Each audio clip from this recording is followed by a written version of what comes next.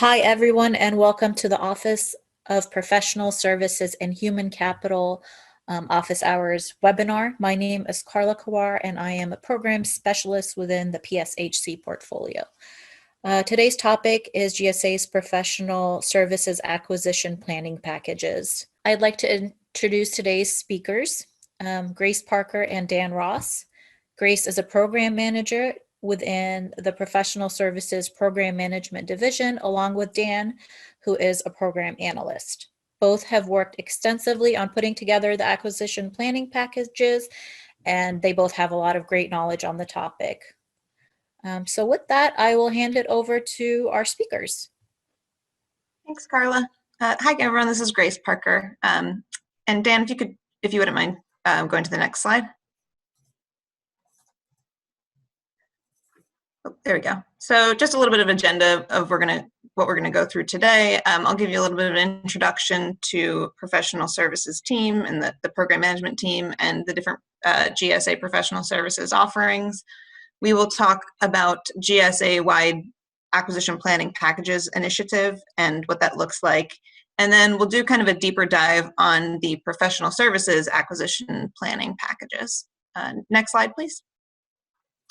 So here you have all of our lovely faces. This is the PSHC, which is Professional Services and Human Capital portfolio under GSA, and this is the Program Management Division. So we wear a lot of hats and perform a lot of different roles, but ultimately our job is to make sure that our professional services offerings are meeting our customers' needs and helping the government buy things and services more efficiently and effectively so that the government can run smoother and everything like that. So Rob Cohen is our fearless leader, and then the rest of the team is displayed there on that little chart. As I said, my name is Grace Parker. A little bit of background on me. I'm currently a program manager, but my background for the most part is as an 1102 contracting officer.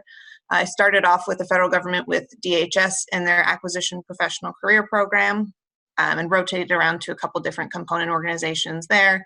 That was, let's see, I started with Immigration and Customs Enforcement, then I went to the Coast Guard, then the Office of Procurement Operations. I went back to Immigration and Customs Enforcement in Southern California for a few years. Then I spent about 4 years with Department of Commerce working for the National Institute of Standards and Technology, again as a contracting officer, before joining GSA on the OASIS contracts for about 3 years. And so I recently joined the program management team, but in terms of what my experience was as an 1102 is primarily services oriented, and I've bought just about everything under the sun in terms of types of services. I've been lucky enough to have a pretty diversified portfolio of types of services that I bought. So professional services in terms of financial, program management, engineering, less professional services, more blue collar things in terms of security and protection guard services, waste removal, things like that. I have some experience in R&D. I will admit IT is probably not my strong suit, so that's the one area that I might not be able to answer any questions on. And then, of course, as I said, I've been with GSA for coming up on 3 years, and most of that time has been spent in the trenches on OASIS. So OASIS is probably my area of expertise within these GSA offerings more so than some of the other ones, but I know enough to be dangerous about schedules as well. And Dan, if you want to take a moment to introduce yourself as well. Sure. So hi, everyone. I'm Dan Ross. My story is a lot shorter than Grace's because I haven't been in federal government that long, but about midway through last year, I graduated from a 2-year program within the GSA called the Emerging Leaders Program. And it was in that program that I was on the project manager and program analyst track. And after I graduated this internship program, I placed on this team, the program management team. And ever since then, I've been working with Grace. Worked a lot on developing these acquisition planning packages. Thanks. And just a little bit of background. I think it was 2 or 3 months ago, we did another office hours about these acquisition planning packages. So some of this information may be a little bit redundant, but we tried to kind of update it and refresh the information and focus on some different elements of the planning packages during today's discussion. So hopefully it's not too repetitive and we can at least provide some new information to y'all. Dan, would you move to the next slide, please? Okay, just a little bit of background about multiple award schedules, or MAS. And specifically, as I mentioned, we're professional services and human capital portfolio, so we handle the professional services side of that. MAS Professional Services Schedules offers a Tier 2 contract vehicle. For those of you scratching your heads about what Tier 2 means, there are OMB mandated categories of spend under management and category management initiatives. So OMB sets these goals for the federal agencies to try to achieve greater spend under management. And that just means that the contracts that they're using, rather than be standalone kind of on their own contracts, are managed at a more central level so that you can provide more centralized oversight and kind of greater insight into how contractors are operating, spend data and analytics and everything like that. So there's Tier 1, I believe, is agency awarded IDIQs. Tier 2 is federal supply schedules and multiple award schedules. And then Tier 3 are contracts designated best in class. And so OASIS and HCATS are best in class Tier 3 contracts. There's also a couple of other ones within GSA. There's the Alliant contracts. I believe STARS is best in class as well.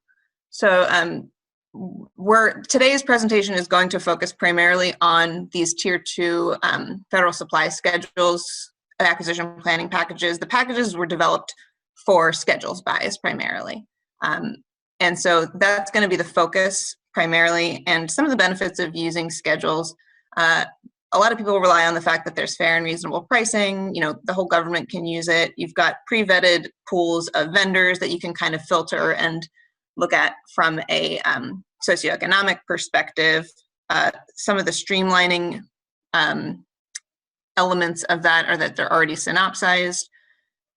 You can go through sort of streamlined ordering procedures too if you don't want to post it to the whole universe, but you know of enough qualified companies that you are confident you'll receive at least 3 proposed or quotes back in response to your RFQ. You can just send it to them directly. So a lot of folks like that as an advantage of schedules. Regulatory compliance is not something you have to worry about too much because we've got all the clauses loaded at the IDIQ level. And then from a customer service perspective, there's a lot of tools to kind of help the customers and help you find the right fit and how to, you know, use the schedules to the best of your advantage. So GSA does offer a very high level of customer support. We've got a lot of folks on our team that, you know, their primary responsibility is to help you guys meet your needs as best as possible. So those are just some of the benefits of using schedules. Next slide. As I'd mentioned, we're going to focus primarily on schedules today, but because OASIS has been kind of my bread and butter since I've been with GSA, I couldn't go through a presentation without at least mentioning it. So the packages we've developed are specific to schedules, but OASIS and HCATS really have their own resources to provide customers on how to use them. So the slides that were sent out to you, these are hyperlinks. You can click to the links that'll take you to the GSA, OASIS, and HCATS websites. And under the buyer's guidance and resources link there, you'll be able to see a bunch of different resources to help you use those vehicles. So I know for OASIS, if you haven't looked at it in a while, we used to have, I think it was about a 100-page ordering guide, and a coworker of mine, Brad Demers, and I worked to shorten it to somewhere in the neighborhood of 20 pages. So hopefully it's a little bit more digestible. There's also a 1-page kind of like very streamlined top level ordering overview as well. And I know HCATS has similar resources as well. And OASIS has an unrestricted track, a small business track, and then an 8A track, which the 8A thing is kind of new. You may not have heard about it, but essentially it's a subset of multiple award contracts under OASIS SB that have already been offered and accepted into the 8A business development program at the IDIQ level for competitive task order awards. So if you wanted to do an 8A competitive set aside, you can just go ahead and use it. You would still have to do offer and acceptance if you wanted to do a direct or sole source 8A award under that subpool.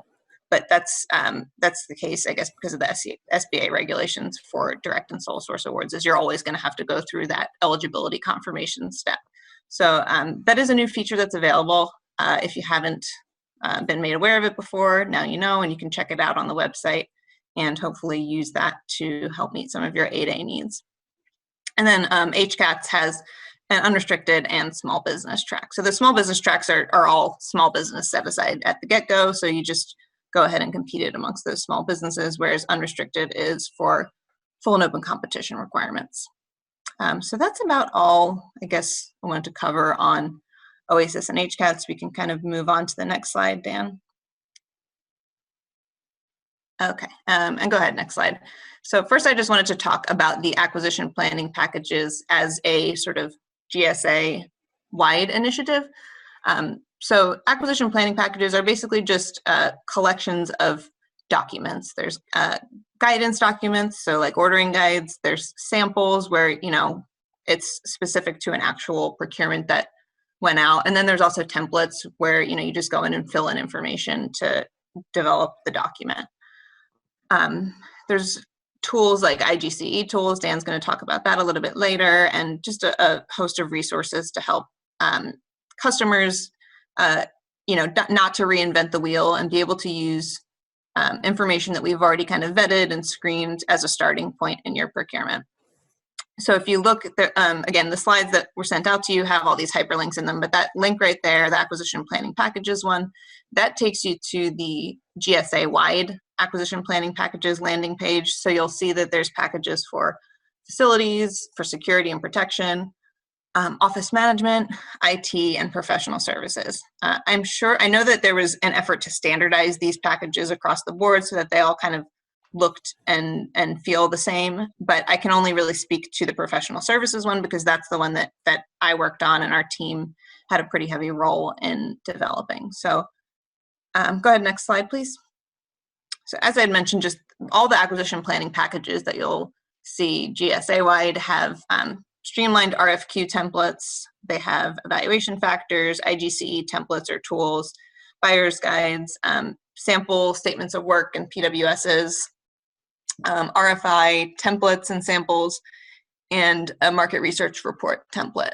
One thing I wanted to mention on the RFI templates and samples that I believe is a coming soon feature is, you know, we really try to shift our customers towards using MRAS, which is called, it's MRAS, Market Research as a Service, and it's a free service provided by GSA where, you know, they basically boil down your RFI into the most streamlined version possible so that a contractor can look at it and respond to it in, you know, a matter of, you know, a couple minutes to less than an hour, as opposed to having to sort through hundreds of pages of documents to advise.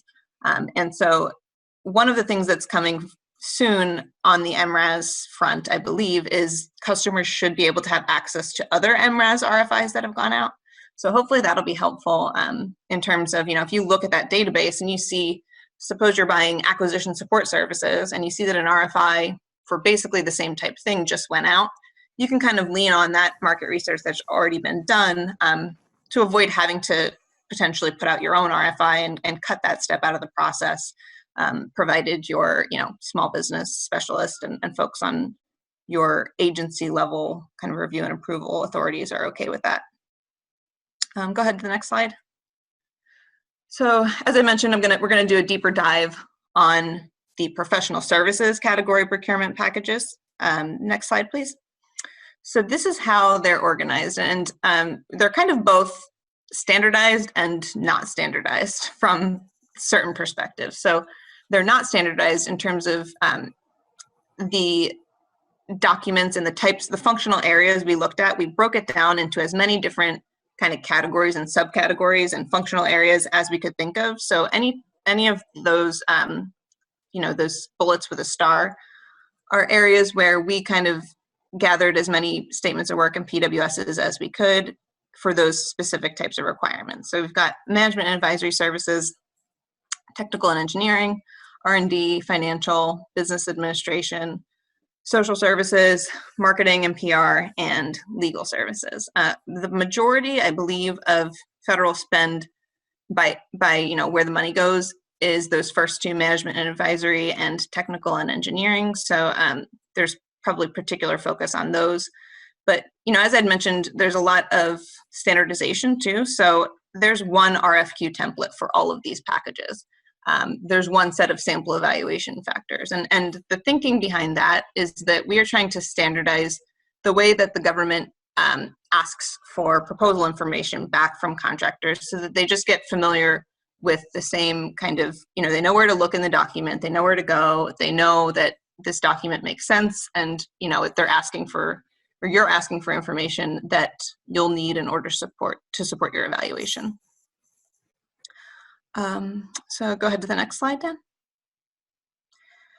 So the last time we did office hours where we were talking about our acquisition planning packages, we focused on a particular subset of the professional services spend, which was management and advisory, excuse me. And today instead, I wanted to talk a little bit about the specific documents that we put together. I can't resist the opportunity to get up on my soapbox and try to encourage all the folks on the line to follow some of these principles and guidelines as much as we can. And part of the reason for this is when we started this project, we looked on eBuy to look at the solicitations that we saw out there. And there is a tremendous amount of variety in what you see when you look at those eBuy solicitations. You'll see some that are several hundred pages long. They've got a laundry list of provisions and clauses contained in them. They're structured like a FAR Part 15 procurement with Section L and Section M and everything like that. You see some where they kind of read like personal services, which we try to avoid because that's not authorized. We don't typically have the authority to acquire personal services. So looking at what's out there and how different all the different solicitations look that get posted on eBuy, kind of just gave us the idea to try to come up with some guidance to standardize it and get everybody on the same page with respect to some of these problems or issues that we keep seeing. So I just wanted to talk about the RFQ template that we put together and the thinking and kind of tips behind some of the way that the information is structured in the RFQ template and the evaluation factor sample. So the first thing I just wanted to mention is to keep it simple. I know that sounds very simple, but it's easier said than done. And the reason for that is, if you have a short, concise RFQ that gets really down to business as to what it is that the agency needs, it's just going to be easier for the companies, the contractors out there who are interested in that procurement potentially and capable of performing, to look at it and say, you know what, yes, we are capable of this. Let's go ahead and put our hat in the ring. There's a lot of stuff that gets solicited on schedules, and they've got a lot of opportunities to kind of look through and make informed decisions as to whether it's worth their time to put the bid and proposal resources into submitting an actual quote. And so if you make it as streamlined as you possibly can, it certainly helps to kind of make it an opportunity worth pursuing on the part of the contractor. Another kind of cause near and dear to my heart is do not bring FAR Part 15 baggage into your solicitation. So federal supply schedules are developed and intended to be streamlined as compared to FAR Part 15. There's a lot of flexibility and efficiencies that are realized by using FAR Part 8.4 to procure your services. So some of the things you don't need in a federal supply schedule solicitation, and I'm kind of going out of order here because debrief is the last thing, but you don't need to do a formal debrief. You do a version of, it's like a debrief, but not quite. And you don't want to call it a debrief either, because that, the more you start to include language that looks like a FAR Part 15 procurement, I know the GAO and Court of Federal Claims will say, well, if it looks like a duck and walks like a duck, it must be one. So, you have the ability to provide kind of just a more streamlined method of, it's basically the explanation or rationale for your award determination instead of a debrief. Another real pain point for a lot of COs and 1102s out there is discussions and competitive range and proposal revisions and how to go about that, because you'll put a solicitation out and you get your quotes back, and maybe, you know, the offer that is clearly most qualified just has a couple of things, minor things with their quote that you might just want to iron out because, you know, maybe their staffing was a little bit low in one area, or maybe, you know, their technical approach just needs a little tweaking or something like that. And it becomes really difficult because, you know, people are under the impression that, and if you don't outline a specific process for exchanging information in your solicitation, you know, generally you're held to the FAR Part 15 procedures of conducting discussions, which is a very burdensome and lengthy process, because if you enter discussions with one offeror, you're supposed to enter discussions with all offerors and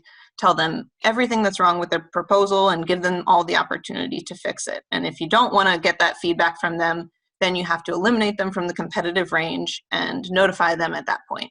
So structuring it like FAR Part 15 discussions can be really problematic. There are ways under federal supply schedules to collect revised information and limited types of information from offerers without triggering the need to do this whole competitive range, you know, tell everybody everything that's wrong with their proposal type situation.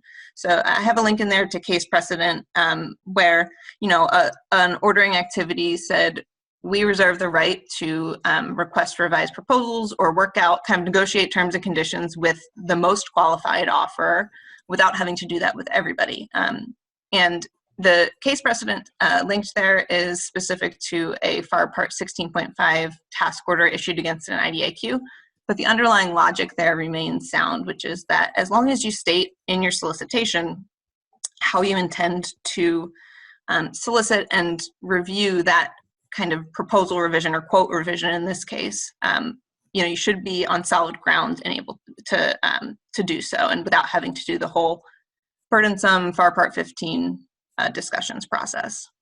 Another thing that I see all the time in pretty much every, not every, but most solicitations issued on eBuyOpen is a bunch of provisions and clauses already in the mass contract. And you know, people think, okay, I've got this one, and I've got this sample that has all these provisions and clauses, and I don't know whether the GSA schedule contract contains those same provisions and clauses.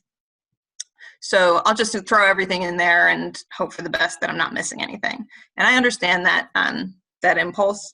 But again, as I've mentioned, the longer and lengthier your solicitation is, the more difficult it will be for a contractor to respond to it. So if you cut out any of those provisions and clauses that are already contained in the mass contract, it just cuts it down to what really matters in your solicitation. So the link there for the mass contract link takes you to a list of all of the, it's on eLibrary, I think. It takes you to a list of all of the vendors on GSA schedule, and you can look up their specific contract to see which terms and conditions are in there. For the most part, they all mirror each other, because GSA schedules are kind of like on a, you know, everybody has the same terms and conditions so that you're on a even playing field situation. So if you look in one or two contracts on that link and you see the clauses that are contained in them, you know, you can say with a fair degree of confidence that those contracts are in all of the mass schedule contracts. So that gives you the ability to just cut some of that stuff out of your solicitation. If you could go to the next slide, please. So a couple other things I wanted to mention is, you know, we sometimes are ingrained to just request what's been done before in terms of, you know, technical approach and past performance and you know, provide us 20 pages about this and 20 pages about that. If it's not something that's actually going to provide a meaningful discriminator in terms of determining who's going to get the award, don't ask for it. Don't include it in your solicitation. There's no requirement under schedules to evaluate past performance. So if you don't think that's going to be valuable, don't do it. If you've got a pretty well-defined statement of work or PWS and you know more or less how the work is going to be done, you probably don't need a 30-page technical approach. And, you know, again, the more that you cut out those superfluous requirements, the more likely you are to get kind of quality quotes back from companies, focusing on their capabilities. So kind of under that same vein, you want to think about page limits. When I was a little bit earlier in my career, my thinking was, okay, we want to make sure we give them enough pages and they don't have to use them all up. So 20 pages for technical and 20 pages for a staffing approach. And, you wind up having a 50 or 60 page limit on your quotes. The problem is it's sort of a, if you build it, they will come situation. Like if you give them 50 pages, industry thinks, okay, I guess the government assumes that 50 pages is what's necessary. So they're going to fill that with information. And it may or may not be valuable to you. It might be information that really, if you boil it down to its most meaningful parts, could be contained in 10 or 15 pages. So, I'm a stickler for trying to get everything as short and concise as possible. I can't imagine there are very many solicitations that you'd be using federal supply schedules for where you need more than 20 pages, probably 10 for most of them. So just think about those page limits. They're, if you make it bigger, you're going to have to be reading 50 pages per proposal or per quote. Another thing is evaluation factors. I'd mentioned, focusing on the ones that you actually are going to use to make sure that what you're getting provides value to the government, and thinking outside the box from your traditional evaluation factors that come up. So we have that evaluation factors document as part of our acquisition planning packages. There's sample language in there for them, and I would recommend just look through it and see if there's an easier way you can do it. There's certain evaluation factors like experience, for example, where experience generally, a contractor can sum it up in 1 or 2 pages, and they can say, hey, we did this for this agency, we did it there, and provide a list of their relevant experience. Another thing that we see with professional services often that is important to a lot of customers is retention of employees, because there's a huge burden and administrative burden and just a negative impact on the mission when a contractor in the course of a year might have to change the employee out 3 or 4 times, and you have that learning curve to get someone up to speed and then have to do it again. And it takes a lot of resources on the government from an onboarding perspective, because even though they're not government employees, a lot of them are getting PIF cards, and they're getting security screens, and they're getting all kinds of IT systems and access. And when you have to turn around and do that a couple months later, it's really not an ideal situation. So that's one of the kind of less used evaluation factors, but I've used it a lot when buying professional services, which is, contractor, give us, 3 or 4 relevant projects that you've done, and give us details about how many employees who started on that project finished on that project, and make them speak not only to a plan for retention, but also speak to their experience, their past performance as it relates to retention. Do you have a history of keeping employees around and maintaining continuity of services on that project? So, if there's more kind of targeted, specific evaluation factors and criteria that you want to look at, make sure that you talk to those instead of sticking with the general, technical approach. I keep harping on technical approach as being a bad thing. There's plenty of situations where technical approach works and it makes sense, but just think outside of the box and think what works for your requirement. You also do want to maximize the use of things that are objective and easily verifiable. So if it's something that you can look up in FPDSNG really quickly to see, like, yes, they've done these projects and they meet, that's in this NAICS code, it meets the requirements, it's X amount of dollar value. That stuff is a lot easier to defend than things that are very subjective. And, with the more subjective it is, the more difficult it is to apply a consistent standard across the board. This is kind of just a pet peeve of mine. A lot of times you see, and I saw this probably in more solicitations on eBuyOpen than I didn't see it in, which is the submission instructions and the evaluation criteria don't always match up in a bad sample. So in a good sample, what you want to make sure is that everything that you're asking for a vendor to submit tracks very, very closely and basically mirrors what your evaluation factors are. So if you said you're going to evaluate, you know, a technical approach, but then you ask for a staffing plan that doesn't really tie back to that technical approach, you're sort of, it limits your ability to do anything with that information that they've provided. So that's another thing that it's easy to kind of say, okay, what do we want them to submit? And you come up with a list of things that you'd like them to submit. And then you say, how would we like to evaluate them? And if those don't match and mirror each other really closely, you've effectively have a set of evaluation factors that are meaningless and don't really have any muscle behind them. So you just want to make sure that those things match really closely so that you're getting all the information you need and nothing more than you need. Go ahead, next slide. Okay, at this point, I will turn it over to Dan, who's going to talk a little bit about the IGCE tool that he developed. Thanks, Grace. So one of the other kind of parts of these procurement packages we developed was 8 different IGCE tools, one for each of the subcategories within professional services that Grace put up earlier. And I'm going to go into a demo at the end, but just to give the brief overview is basically these are 8 Excel spreadsheets that have preloaded labor categories for each of the subcategories. I got the hourly rates from the Bureau of Labor Statistics data from 2019. And at the time, 2020 data was not available. But you can also select the location of the work at the city level and have different experience levels to adjust wages accordingly. So kind of you have three big variables you can change with this. And the beauty of Excel is you can just tailor it as you see fit. You can just, you download the spreadsheet and then you can do whatever you want to it. So I'm just gonna pop up. I have the technical and engineering services one pulled up. So as you see in the bottom, we've got 3 tabs here. Starts with the how-to guide, which explains each of the things you're about to see. And then we have the IGC estimator. This is the tool itself. So basically the goal when creating this was to keep it as simple as possible, just make it a simple, kind of starting point for doing an independent government cost estimate.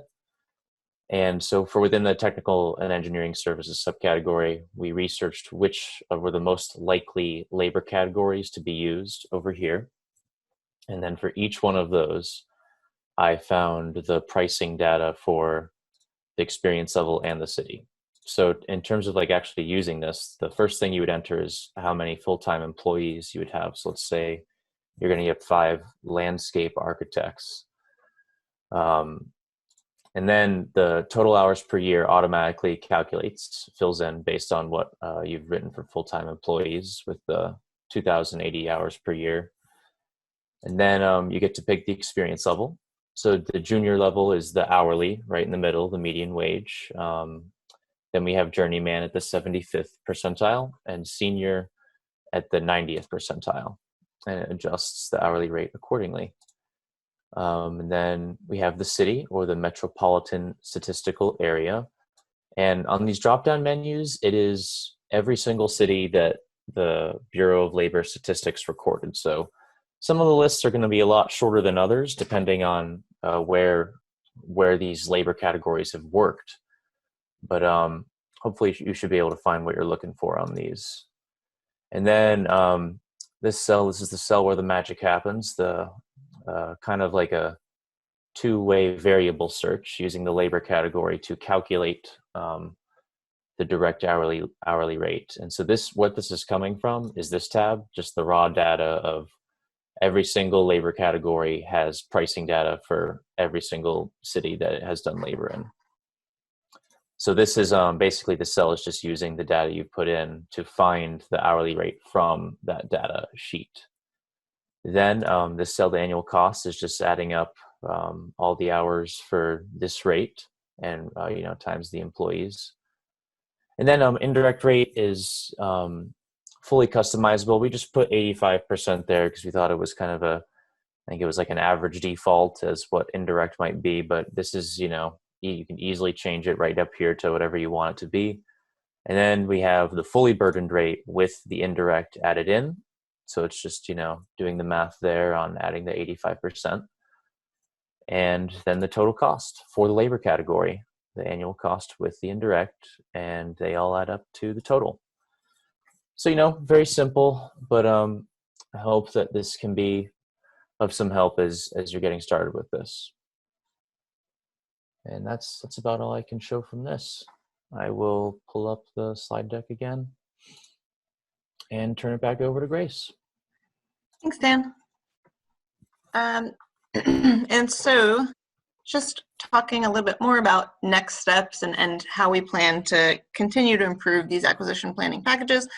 I realized that, we focused very much on professional services and we kind of forgot about human capital categories. So I think the next logical step for us is to develop some of these packages specific to human capital categories. So that's like your staffing needs and those types of requirements. We are looking to also expand them to include more RFIs. And as I'd mentioned, that MRAS database is hopefully coming in the very near future. As soon as it's available, we can spread the word far and wide that it is, because I think that tool is going to be extremely, extremely helpful in terms of being able to leverage market research that has recently been done if it's similar to your requirement. If we find any more high quality PWS and SALs, we will certainly add them or swap out one that's maybe okay for one that's great. So if you have a statement of work or PWS that you're especially proud of and you think it leverages a lot of the OFPP type preferences like performance-based and things like that, and it really gets you what you need, feel free to send it our way. Our email address for accepting these types of things is professionalservices@gsa.gov. So we're certainly open to any better templates you have. I mean, our first attempt at this was to just find as much relevant documentation as we could, but you saw that there was, I think, 38 different functional areas. So I'm sure for some of them, there's probably better samples out there that maybe we just didn't happen to stumble upon right away. So if you have any great documents, please send them our way.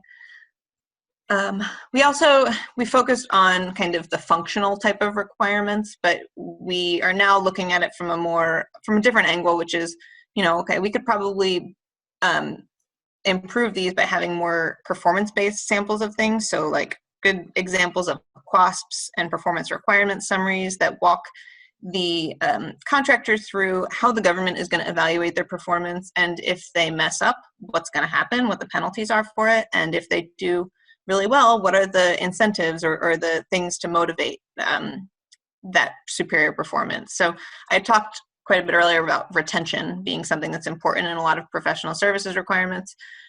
You can also build in a retention incentive or disincentive. So you can say, like, if you especially if it's a larger contract with 50 or 100 FTEs, if you start the year, or if you end the year with 90% of the same people that you started the year with, we'll give you a 2% bonus or something like that. And it doesn't have to be a huge incentive to actually motivate superior performance. That's one of the things you've come to realize as you're dealing with these contractors, is it doesn't take a whole lot of extra money to motivate them. So just a little bit of that incentive can really create stronger performance and save the government money ultimately, because even though you might be paying them a 1% bonus at the end of the year, you're saving tons of those onboarding costs and administrative costs of having to find somebody new and get them up to speed and all that kind of churn stuff. So that's one of the things that we will look to provide, as well as those detailed performance requirement summaries. That's like usually it looks like a chart at the end of the statement of work, if you're familiar with that. I had mentioned the non-debrief debrief, which technically is called the brief explanation for award. So we'll come up with some sample language for you to provide that type of information to vendors. And as I mentioned, that brief explanation for award is just, it has a lot less requirements built into it than the debrief. If you're doing a debrief, there's like a laundry list of 5 or 10 different things that you must provide the vendor. One of those things actually is answers to questions about whether your solicitation was evaluated in accordance with the solicitation criteria, which makes sense for industry to want that feedback, but it sort of creates this endless loop of, you give a debrief and then they ask questions and you give more information and they ask more questions, and eventually it just extends the timeline that they could potentially protest, and that it's not just resolved. So we will come up with samples for that brief explanation stuff, and then also just vendor lists for specialized types of requirements. So if we have a list, if you've got like a niche type of requirement that you buy all the time, or that just has come up recently, we will look at let us know about that, and we'll look at putting kind of a just top level RFI out across multiple schedules and SINs to figure out what contractors are capable of doing that. So we did that recently with basically entry screening services for federal facilities as they're starting to open back up from being shut down for the pandemic. And so we created both documents and a procurement planning packages, but also a list of vendors that responded to an RFI saying, hey, we do this stuff, we're capable of doing it. And we had a bunch of really kind of pretty detailed information about those vendors in terms of how many facilities can you support at once, where can you provide these services, do you have a history of providing these services, how many FPDS awards are showing up for this vendor, and we can provide a lot of information about the vendors as a result of those RFIs, but we kind of need a specific functional area to focus on. So moving forward in the pandemic, there's contact tracing needs. I know a lot of agencies might be kind of figuring that stuff out now, is how to do contact tracing, and there's a lot of different ways to do it. I know that there are GSA vendors that can provide these services because I've heard from some of them. So if this is something that you as an agency are buying these services, let us know, and we can kind of come up with that list. There's also, and I don't know if we have a list of these, but we've got a guide specific to qualified private auditors, which essentially what that is DCAA a lot of times has a backlog, and if you have a cost reimbursable contract, it presents challenges because they need to have their accounting system audited to make sure that it's acceptable. And so there are private auditors that are on GSA schedule that can provide these services, and they're upheld to pretty rigorous standards to be considered a qualified private auditor. And so that's a specific, pretty specialized area that we can come up with a list if there's a need for it, to give you a short list of vendors that we know of that do this and what schedules and SINs they have available. So those are just kind of ideas of things that we thought of that might be helpful, but really that's going to depend on you all as the customer base in terms of what type of services are you buying that maybe, some of them span different SINs and schedules. And so maybe it's not quite engineering, but it's not quite human capital, and you don't know where to look. And so putting those RFIs and vendor lists out will help you have a better idea of kind of where those vendors, reside on GSA schedules. So I believe that is the end of our prepared content. I do want to take a look. Yep. I'm seeing a lot of questions. If we can maybe, actually, Dan, go back to, I think it's slide 8, where there is a hyperlink to the procurement packages. I'm seeing a lot of questions. If you don't mind just doing a brief demo on how to access like the IGCE tool. There are a lot of questions on where folks can find it, if it'll be updated yearly, or if it's just a tool that's going to, it's giving people guidance on how they can recreate that kind of spreadsheet. But I think walking through where all of those tools lie might be valuable for the presentation. Yeah, that's a great idea, Carla. I was planning on doing this, but I didn't trust myself to take over the screen. So go ahead, Dan, if you have any comments you'd like to add there. Sure. So this is the web link up here where we've posted them all. So we have it organized by subcategory, and you click one. All right. So then when you go to the whatever subcategory you want, it should have all the things right here, and the IGCE is right here, the second bullet under market research. But then everything else we've been talking about for each one will be on these specific web pages. And I'm just looking at the Q&As. I started typing answers to some of them, but there's probably more now than I can type in answers to. So one of the questions is, what is GSA's position on personal services and where can I find the policy? I'm not aware of any GSA specific position on personal services other than follow the FAR. So I think it's like FAR 37.10 something or other. And you know, I know personal services is an area that received a lot of attention probably about a decade ago, is when agencies started looking at inherently governmental services closely associated with inherently governmental services and personal services. So a lot of agencies implemented their own review procedures and processes to make sure that your requirements are written in such a way that you're not saying we need butts and seats. There's a lot of administrative and kind of management direction not to be buying essentially employees, right? You're buying a need that needs to be fulfilled, and the need is not do what we say. The need is do what the government is requiring, and you know, establishing more specific objectives and methods to evaluate against those objectives is a lot more effective in terms of making sure the government gets what it paid for. So if you say,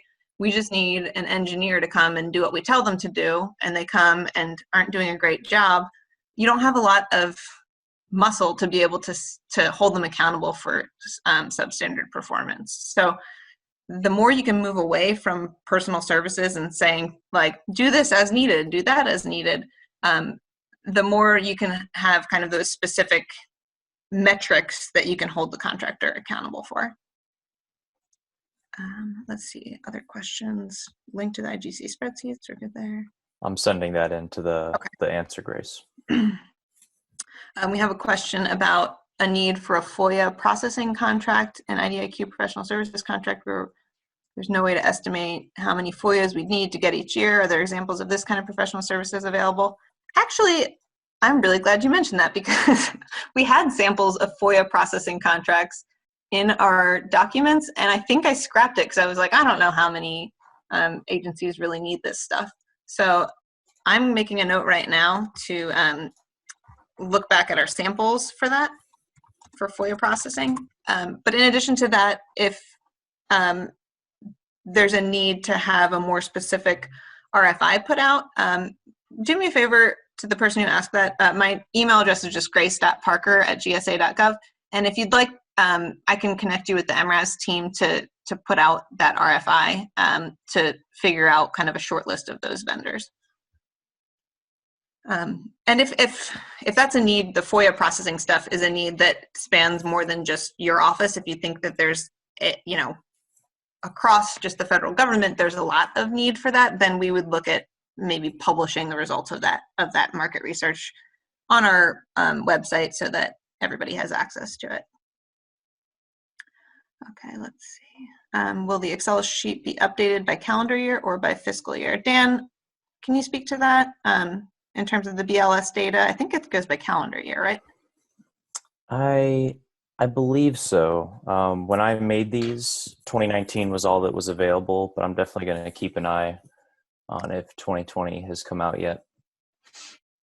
Didn't you just update them for 2020, or did I imagine that? I updated some other things. I did some other tweaking, but it wasn't the 2020 data. Okay, so as soon as we have that data from BLS, we will certainly update them as soon as it's available. There's a comment, I can't open the market research template. Let me see if I can open it so that if we can see if that's a problem across the board or if it's just. Okay, so I am able to open the market research report. Yeah, me too. Template. It's just downloading a document for me. Yeah. But to the person who asked that question, if you would like access to that template, shoot me an email, grace.parker@gsa.gov, and I can just send it to you as an attachment if that's easier. Oh yeah, so we got a couple comments about the template. Oh, I think it's from the same person. So, yep, we will if you just shoot me an email, I'll send it over as an attachment. Hopefully you can get to it that way. And I think that's all the questions we have. I answered some of them. I'm trying to see if any of these warrant further conversation. So there is a question, and I believe it was answered by Carla, about the fact that requirements change every year and how current are these things. We tried, when we were finding these documents, to focus on the most kind of current versions we could. So I know when I was searching for stuff, I filtered it by like the last 2 or 3 years. We didn't want to cut it too close because I'd rather have a great sample from 2 years ago than a not great one from last month. So I think that how current it is probably changes depending on the type of requirement as well. Some requirements are a lot more dynamic in terms of just evolving with the marketplace and things like that. And our goal was to try to keep stuff as current within the last few years. I don't think any of our samples would have been more than, there might have been a couple that are 4 or 5 years old if it was a really good sample we found, or if it was just like a very specific type of work. But we certainly prioritize trying to find things that are current. There's also a question I wanted to speak to. Someone had asked about eBuyOpen, and we live in our GSA bubble, so we forget that some of this stuff is not known by the federal acquisition workforce at large. eBuyOpen is a way for you, once you log into the acquisition gateway, so I think you can just probably Google acquisition gateway and it'll take you there. That's what I do. And once you log into it, under like the top leftish hand side of the screen, there's a drop down called tools, and there's something there called eBuyOpen. And it takes a little while to get familiar with just how that search function works and the filters and things like that. But it's super valuable because you can search by a term, you can filter it by a SIN, you can filter by agency. Like I know the Air Force does great contracting work, so when we were looking for samples, a lot of times I would start by looking for samples from the Air Force. And yeah, eBuyOpen is a really valuable tool. So I would definitely recommend going in and checking it out and just kind of playing around with the search functionality to see what type of stuff you can find. Because if you find a solicitation or a statement of work that's very, very close to what it is you're buying, then why have to start from scratch if you don't have to? And that's kind of the goal that we're shooting for with these planning packages. But there's so many different flavors of government requirements that there's likely something that we might have missed or is more specific than what we have here. So giving you the ability to go into eBuyOpen and find stuff on your own is really valuable. I think that's the answered questions. I see we're getting a couple more. I just want to add one quick thing. While Grace was talking, I double checked the Bureau of Labor data, and they still haven't uploaded any 2020 data yet, but I am definitely going to keep an eye on that and probably will update it when it's released. Someone asked about if there's a completion certificate for this training. Yes, right? You'll get a CLP certificate. I think Carla and John can speak to that, but I believe so. Yep, those will be emailed out to everybody that's on this call. And if you give us about 2 business days before reaching out, if you don't receive one, the email address to send us a request for those would be cam@gsa.gov, but you should receive them before having to send us an email. I'm seeing a question here, which is a great question. I wish I knew the answer, but I don't really. What is the best way to determine whether certain IT or technical certifications should be required and included in statements of work? Does GSA have best practices or guidance available? I wish we did, and I wish there was an easy answer to that. There's so many regulations that need to be followed a lot of times in buying this stuff, especially if there's IT and IT security components. So figuring out whether it's like, FedRAMP is required, or if they need an authority to operate, or if they're going to be handling sensitive but unclassified information. There's so many different flavors of requirements that apply depending on what it is you're buying. And I don't know of one kind of source or document that would help with that, but that's a really good question, and it's something I'll take back and kind of ask some other folks in GSA who have been around longer to see if there might be a good place for that. I did used to work for NIST, which is generally responsible for a lot of the IT requirements and regulations, and even having worked there, it's hard to wrap your head around all of the different IT security requirements. So that is a really, really tough problem to solve. And I'm glad that you mentioned it, because we will definitely look into it. Okay, getting some more questions. Bear with us, I'm just reading through these. Dan, there is a question about it says, for the Excel sheet, are you pulling it from an APK? Yeah, I was just reading that one. That's over my head. I don't even know what an APK is.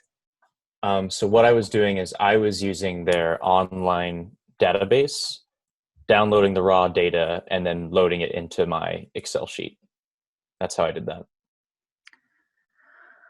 We got a question. If I'm looking for analysis and design of classes, what subtopic would I look under? So you called me out on our weak spot, which is generally that would fall under the human capital category. So that's one of the things that we still have to do. I do think, let me look at the management advisory package real quick. I feel like I remember seeing some statements of work and documents related to training services, but let's see, word search.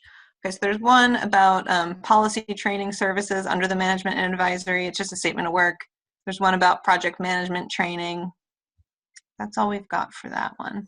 So I apologize, we don't have more about developing training, but that is definitely at the top of our to-do list, is to expand what we have to include some of the more, we consider training generally to be like a human capital, falling under that category. So if there's not currently a sample that really meets your needs there, hopefully there will be one in the next couple of months. In terms of how frequently we plan to update this stuff, I would say probably quarterly. I don't know, Dan, what do you think? That sounds about right. Okay, oh, another comment. I'm also interested in the FOIA process. Okay, you've convinced me, FOIA process.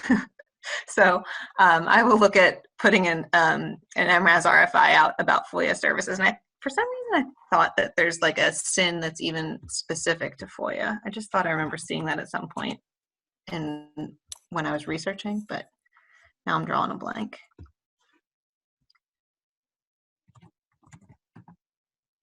No. Okay, so that's one we'll look into and hopefully have a vendor list available. Yeah, I'm a little annoyed at myself that when I saw the FOIA sample we had, I was like, oh, we don't need that. So I guess I should have kept it. Any example of the BPA contracts documentation packages for new furniture procurement and space planning services? I don't believe I can answer that question, because furniture would fall under the office, what is it? Office management group. So I'm looking at their packages now. Furniture design statement, work template, furniture design template questionnaire. I'm going to include the link. I'm going to answer this. I'll answer this question. Type answer. Type it here. Actually, Grace, if you're going to include a link, sometimes, well, let me see. Oh, whoops, yeah, sorry, I already hit enter. It's hard to copy and paste from the Q&A, but if you want to drop it in the chat area, that might be a better way for folks to be able to click on it. Okay. Chat. Oh, I haven't seen the chat area before.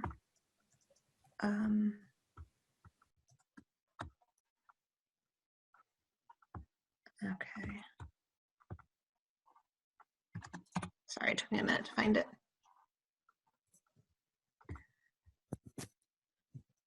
And we're at the end of the hour, but I'll hang around to try to answer any questions I can in the meantime. Do you have a general contractor rate for construction? I don't think we have a general contractor rate for construction. Construction it's a different subcategory, which would fall under the facilities packages, I believe. So under that overall acquisition planning package overview, there's one for building maintenance and operations, facilities maintenance and repair, and prefab buildings. And I will, in the chat, include the link to the building maintenance and operation, because I think that's probably the closest fit. So I just sent that. It's a long link, I apologize. My email address, someone said I missed your email address. It's just grace.parker, Parker, @gsa.gov. Ooh, I got a question about the retention, incentive, disincentive. That's my favorite little topic. What are the parameters in which we would initiate this language without making it a bonus and simply just a required retention rate?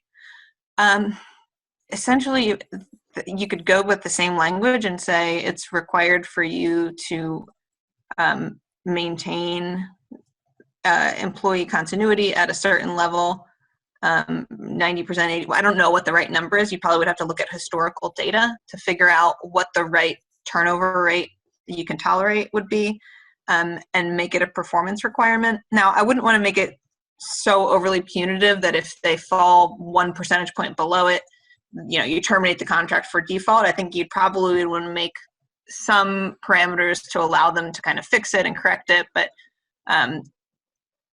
you can just make it a requirement in your statement of work as far as retention. And that's one particular area, depending on the type of services you're talking about, where putting out a really tailored RFI to industry saying, hey, we're really concerned about turnover and retention, and we intend to include that as a performance requirement.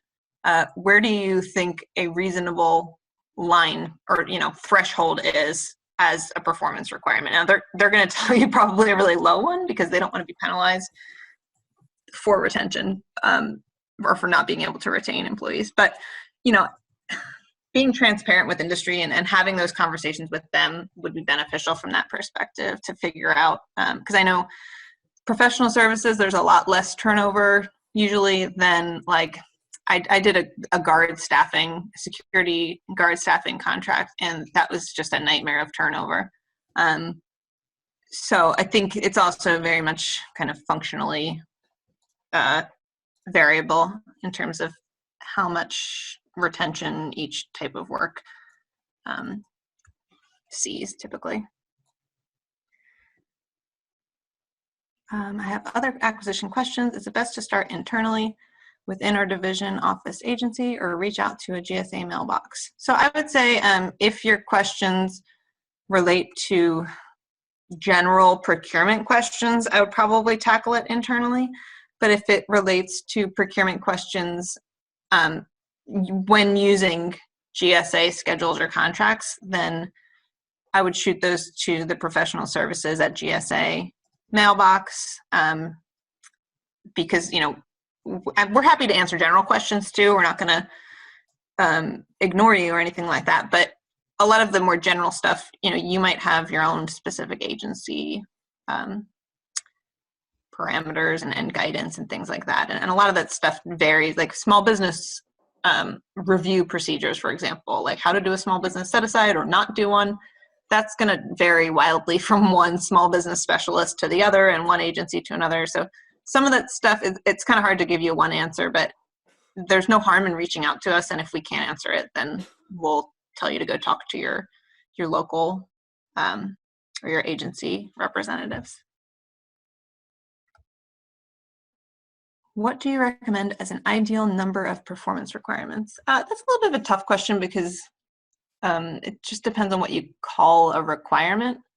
I've awarded really complex contracts with hundreds and hundreds of requirements. I bought this basically this microscope that was like a robot as well, and we had it might have even been thousands of requirements. So that's the number of ideal requirements kind of depends on the circumstances. But that makes me think of a question about the number of ideally evaluation factors. You don't ever want to have more than 3 or 4, absolute most 5 different factors, because then it gets to be think about an algebra equation that has 15 different variables. It's just impossible to solve and to trade them all off against each other. So simple and only ask for and evaluate what you really need would be the best guidance I can provide on that.